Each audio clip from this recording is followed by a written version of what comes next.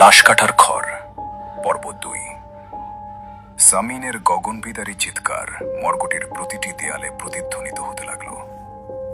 আরিয়ান কাঁপা হাতে টর্চটা নিচের দিকে ঘোরাতেই সবার রক্ত হিম হয়ে গেল। মেঝের উপর পড়ে থাকা একটা পচন ধরা হাত সামিনের প্যান্টের নিচটা খামচে ধরে আছে।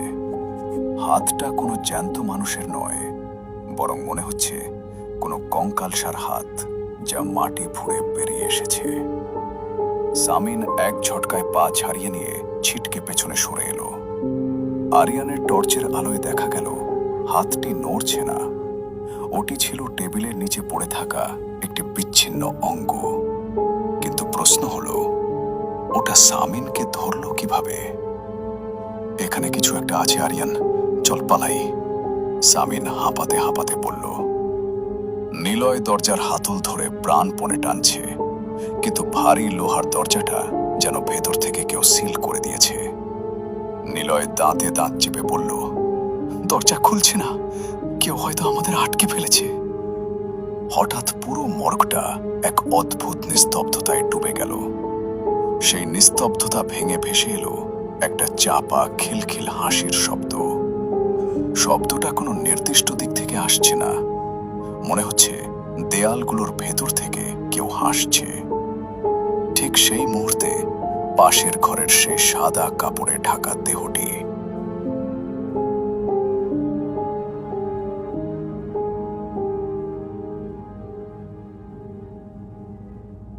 দেহটি ধীরে ধীরে নড়ে উঠল। আরিয়ান টর্চটা সেদিকে স্থির করতেই দেখল সাদা চাদরটা মেঝেতে পড়ে গেছে। পাটাতনের ওপর কেউ নেই, শরীরটা উধাও। ওই লাশটা গেল কোথায়? নিলয়ের কণ্ঠস্বরে এবার সত্যিকারের আতঙ্ক।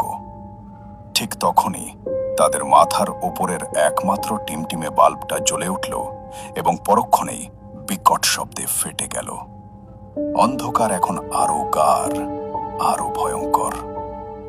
আরিয়ানের হাতের টর্চটাও কাঁপতে কাঁপতে নিভে গেল।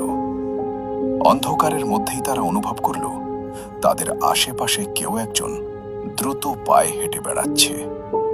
বাতাসের সাথে মিশে থাকা ফরমালিনের গন্ধটা আরো তীব্র হয়ে উঠেছে।